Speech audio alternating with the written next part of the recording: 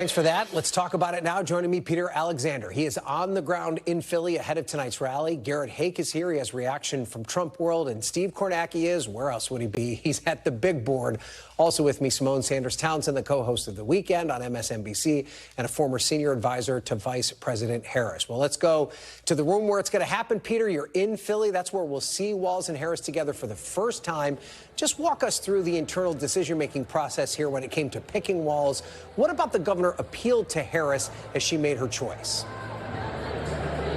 Well, I think, Ryan, there were several key takeaways that appealed. Perhaps most importantly was the strong chemistry, that rapport that the two were able to build in the short time they spent together this past weekend when Walz, among other top contenders, visited the Naval Observatory, the vice president's residence in Washington, D.C. I've been told by multiple sources that that was a key factor here. But it's not just that. They talk about his bio. You've talked about his service in the Army National Guard for 24 years, his 12 years in Congress, winning a Trump district, a red district, also those 2 terms serving as Minnesota's governor. They view that executive experience as something that will make him a good governing partner for Harris moving forward. Beyond that, it is that executive experience, most importantly, that they think puts him in a position to be competent and have the ability to lead. And then ultimately, beyond that, I think it is the sense that he has been an effective messenger to this point. You saw in Gabe's piece moments ago that he was the one who sort of coined that phrase describing Trump and Vance, not Republicans broadly, but the two of them as being weird, something that caught on for a couple of weeks, went viral, certainly across the Democratic universe, and certainly something that caught the eyes of Kamala Harris and her team. Ryan. So after tonight, they're going to hit the road visiting a bunch of battleground states together, but I assume at some point they're going to separate. How does the campaign plan on utilizing Walz? Where do they see his strengths? Well, as he described himself, he's a white dude for Kamala Harris, and they really hope that he has a particular appeal with his Midwest charm, as they describe it, in some of those key Rust Belt battleground states, the 3 states in particular there that they cannot afford to lose. Recognize that Democrats haven't lost Minnesota since 1972, but it's the states of Wisconsin next door, Michigan, and Pennsylvania, notably, where they need to see success. That's going to be some of his first stops tomorrow in Wisconsin and Michigan alongside Kamala Harris. It's part of what was intended to be 7 states in 5 days. Now it's going to be 5 states in those 5 days. 2 of those events were postponed due to Tropical Storm Debbie, but it's certainly a place where they believe that he can communicate a good message. His rural sort of roots, they think, as a gun owner, a hunter, will resonate with some of those Americans in parts of the country that may have been disinclined to support for Kamala Harris. And of course, you're in Pennsylvania. The governor there, Josh Shapiro, was considered to be the leading VP contender, probably the other option outside of Walz. He'll be at the rally tonight. We've seen other VP options also praising Harris's choice here. How important is this show of unity for the Democrats? Well, it was remarkable how quick the unity sort of was presented by this Democratic Party. Recognized, Ryan, remarkably, it's barely been 2 weeks since Joe Biden dropped out of this race, to say nothing of the vetting process that normally takes months and had to be sort of squeezed into just a matter of weeks. The party has really united behind what has been a newly energized Democratic Party without Joe Biden at the top of the ticket. Kamala Harris instead. I'm looking around the room here where they're anticipating as many as 10,000 people to be here. You see some of those lights flickering on the wrists of folks. Those are the types of bracelets you see handed out at a Taylor Swift concert that turn off and change colors in unison here. So there is a very different energy, really night and day compared to what we saw just a matter of weeks ago. And it's something that Harris and Walz together are hoping to capitalize on. All right, seems like this campaign is now officially off and running. Peter Alexander there for this kickoff for the Harris-Walz team. Peter, thank you for that. Let's bring in Garrett Haake now to talk about what's happening on the other side of the coin, and that's with the Trump campaign. They've already tried to pivot to try and make this race about Harris. How much will they use or not use Walz in making this comparison? I think Walz is useful to them in the sense that it doesn't complicate their message, right? They can say that they can use Walz to amplify all the things they're already saying about Kamala Harris. If Kamala Harris is open borders, so is Tim Walz. If Kamala Harris is anti-police, so too is Tim Walz. If she is too far left, so too is he. Now, his record in the House certainly doesn't reflect that, but I think they will make arguments that the things he's been able to do with the Democratic trifecta in Minnesota, while popular there, are not things that the rest of the country will want. That's their hope. But beyond that, their response has been kind of rote today, to be completely honest with you. They have tried to paint him as a far-left liberal and Harris as a far-left liberal for choosing him, but they've not gone very much beyond that. I mean, Trump himself has said, in the context of his own vice president, that he doesn't think they mean very much to the ticket, and his campaign is certainly behaving like they don't think Walz is going to mean a lot when the votes actually start coming in on this race. J.D. Vance used a term today that I thought was interesting. He said that Harris bowed to the Hamas wing of the party. Yeah. There's obviously this strain of questioning the pick because Josh Shapiro was passed over. He is, of course, Jewish. There was some reporting that may have been part of the conversation for the Harris campaign. I think that they have kind of batted that down. But Republicans are trying to amplify that. How much do you think that this will become part of their argument to try and sow some discord within the Democratic Party? I think it's more likely to be a whisper campaign than it is to be the kind of thing they put resources behind or have the candidate or the VP nominee, for that matter, spend a lot of time talking about. But the idea that they might be able to drive a wedge into the Jewish vote around Harris and what she really thinks about Israel and Gaza, and what the differences might be between she and Shapiro, I do think is something that some Republicans will try to exploit. I saw comments on X today from Republican strategists and influencers suggesting that maybe Shapiro should join the Republican Party because his views on that issue might be more aligned with Republicans. I'm not sure how far that will get, but it makes me very interested in what Josh Shapiro himself is going to say, not just tonight, but in the months that follow, because he's still an important surrogate, at least in theory, for the Harris campaign. And also it doesn't really match the reality because Shapiro has been one of the biggest critics of Benjamin Netanyahu of anyone in the Democratic Party, where Walz has been somewhat friendly to Netanyahu. So aside from the identity associated with it, that doesn't really connect there. But there does seem to be a bit of relief, maybe is the right word, among some Republicans that this pick is not coming from a battleground state. Were they worried that it would come from Pennsylvania or Arizona or somewhere like that? I think a lot of Republicans thought that either Shapiro or Kelly, at least on paper, would be a stronger candidate. And time will tell. But, when I look at the history of this, and this is something you'll talk about with Steve Kornacki, having a battleground state vice presidential candidate certainly didn't help. Joe Biden didn't have one. Donald Trump didn't have one when he won. Barack Obama didn't have one when he won. The idea that this makes some big difference, I'm not sure is entirely borne out. But the idea that you can cause some chaos in the other party by suggesting, oh, man, we really dodged a bullet here because of who they picked or didn't pick, does make a certain amount of strategic sense. Well, let's flip it then and talk about the fact that Donald Trump has thought that Minnesota's in play. How does that change the calculation? I've covered multiple Trump rallies in Minnesota. I think it's a state that's sort of his white whale. It's the kind of state that he always thought he ought to be able to win. The demographics of it, he believes, absent Minneapolis, St. Paul, look a lot more like Iowa, a state where he really does well, than Michigan or Wisconsin, a battleground state where he's struggled.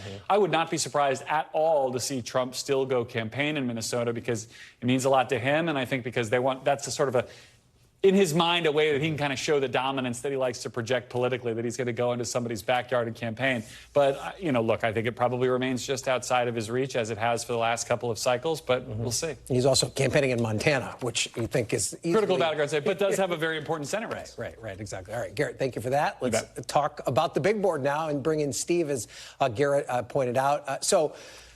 Here's the question, Steve. I know you've probably explained this to death about the role that vice presidential candidates have on the top of the ticket. But my specific question is about new voters. Are they going to turn out now for Harris because of Walz's addition on the ticket? I mean, what's the coalition here look like? Well, yeah, again, and like you say, the history of vice presidential candidates, I think they make the biggest impact often the day they're announced, and people speculate about what the impact will be. So that said, though, what you're hearing from a lot of Democrats here is the hope that broadly there's appeal that Walz brings to the ticket for those three Midwest states you talk about, Midwest, Big Ten states, however you want to define them, Michigan, Pennsylvania, Wisconsin. I think particularly Wisconsin next door to Minnesota, and Michigan a little bit too, just demographically. And I think in terms of what impact, one way of looking at it, at least the potential impact of Walz, would simply to be, let's look at Walz's last campaign in Minnesota. For governor 2022, he got reelected by 8 points.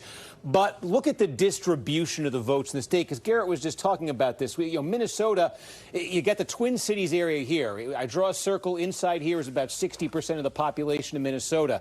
The rest of this is all what they kind of call greater Minnesota. And essentially, this is what we see in all states, or just about all states. The metro area around the big cities, Minneapolis, St. Paul, is blue and getting bluer and bluer. Big population centers, lots of suburbs, lots of college-educated professionals. That's become a core Democratic constituency, especially in the age of Trump. And then greater Minnesota, it's a lot of small towns, it's a lot of rural areas, it's a lot of blue-collar voters. And this has, especially in the Trump era, I mean, you can see it. Look at all the red on here. It's moving more and more in the Republican direction. Just these two geographic units here are moving politically vastly apart from each other.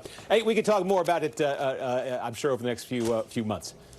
Well, but Minnesota, though, is Midwestern, but it's not a swing state in the same way its neighbors are. So, you talked about this. Is there a broader appeal there throughout that region that could help Democrats defend that blue wall?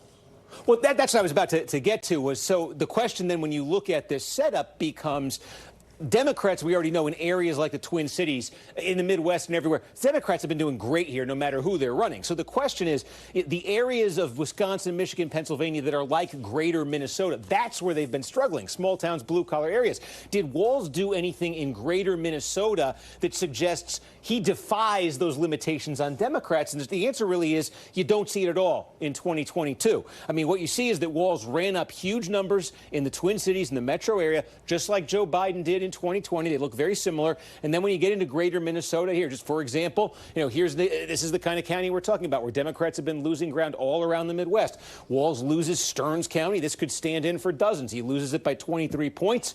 When Joe Biden was running, he loses it by 23 points. This is the kind of place, let's turn the clock back a dozen years to Barack Obama running in 2012. This is the kind of place Democrats in the pre-Trump era, they weren't necessarily winning, but they were pretty competitive. And that was true in greater Minnesota. That was true in small-town Wisconsin. That was true in small-town Michigan. That was true in small-town Pennsylvania. That is where the floor has fallen out for Democrats since Donald Trump emerged. Now, Tim Walz won in 2022, obviously, but he didn't show any new strength in the parts of Minnesota where the Democrats have really fallen behind in the Trump area. And if you're talking about boosting the Democrats in Wisconsin, Michigan, Pennsylvania, you're talking about, can you do something in those parts of those states where the Democrats have been losing all that ground? Looking at what Walz did in Minnesota, you don't see that value add. Okay. Steve Kornacki, thank you for breaking it down for us. We appreciate it. Let's turn now to Symone Sanders Townsend, someone who once worked for Vice President Kamala Harris, so understands her thought process in something like this. I'm struck by what Peter said off the top of the program, Symone, about that meeting that Governor Walz had with the vice president, where she seemed to really come away from that meeting with a good feeling about the two of them as a partner and a governing team. How important do you think that meeting was in this final decision-making process? I think the meeting was critical, honestly. Vice President Harris did not know Governor Walz well before. I think something folks haven't really mentioned throughout the day today is that Governor Walz is, in fact, the chair of the Democratic Governors Association, the political arm that is there to help elect Democratic governors across the country. And before you're the chair, you're the first vice chair. And so he had been involved with this White House and engaged. So, the vice president obviously knew him. They had a general working relationship, but didn't know him as well as, say, someone like Roy Cooper, frankly, whom she served when she was an AG in California. So that meeting was critical because if she's thinking that, okay, maybe this is someone I would like to work with, the chemistry that you have initially is quite telling. Folks say you will know when you get into the room. And the vice president is someone who she wants the staff and the senior advisors around her to give their opinion. She wants to know what the recommendation is, but ultimately she is going to make the decision. And I think the decision did come down because of the truncated timeline, right? The decision came down to taking a look at all of the vetting materials, taking the recommendations from the staff that they had. And it's my understanding that there were folks that came down on multiple different sides of different camps. But how did you feel when you sat down with the person? And also, what kind of governing partner do you think that person would be? The reality here is that Vice President Harris, if she is elected to the presidency, she'll be a young president, someone who would obviously probably want to run for re-election. Do you want to pick a running mate that will eventually be your vice president that you maybe have to look over your shoulder at for the next 4 years, or someone that you believe is going to back you 100%, give you, real honest feedback in private, but back you in public, regardless of what they may personally think? Frankly, the role of a vice president that she knows well because she does that now for President Biden. And obviously, she came away from all of her meetings believing that Governor Walz could be that person for her. You never know for sure, especially not in this truncated timeline, but she went with her gut. So the two biggest days for vice presidential candidates are today, the day that they're announced, and then the second would be a potential debate. There isn't one on the docket yet, but we assume that that's something that could happen down the road. What's your gut as to what a J.D. Vance, Tim Walz debate would look like? You know, frankly, if the debate were held within the next week or so, and obviously there's not one that's currently negotiated, so this is not a real scenario, I think the debate what you would hear from Senator Vance would be very similar to what you heard from him in that press conference. I believe that Republican operatives and the Trump campaign specifically are just trying to throw things at the wall and see what sticks. That's what they've been doing as it relates to Vice President Harris. They really have not attacked her directly on the record. They don't have criticism of the Biden-Harris record as much as you hear criticism about the fact that she's a woman or race, right? And similar with Governor Walz, J.D. Vance is just painted with a broad stroke brush there in the words that we heard from the presser. He also, tried to inject some, what I would argue is just very disturbing language, frankly, about bowing to the Hamas wing of the Democratic Party. I would know that there's no Hamas wing of the Democratic Party. Hamas is a terrorist organization. So that, frankly, in the initial hours is what we've heard. Now, a vice presidential debate, Ryan, as you know, is very different than the presidential. Vice presidential debates, they're seated usually. It is a little more demurred. These are candidates that they probably don't cross on the campaign trail much, right? And there's usually only one of them. A presidential debate, and if this were a normal presidential election season, we'd had a couple of them, at least 3, maybe 4. We may not even get one. So Governor Walz has a record as having been a governor, a member of Congress, right, a teacher at one point in time, and some legislative accomplishments. Senator Vance does not have that, and therefore the depth, if you will, that Senator Vance could bring to what is a heavy policy conversation, because that is usually how vice presidential debates go, I don't know if it exists. So I don't actually know if we'll ever see J.D. Vance and Governor Walz sit down, especially if the top of that ticket, Donald Trump, is yet to agree to a debate with Vice President Harris. Yeah, you're right. It probably will be difficult to have that without the former. Symone, thank you so much for your perspective. We appreciate it as always. Thanks for watching. Stay updated about breaking news and top stories on the NBC News app or follow us on social media.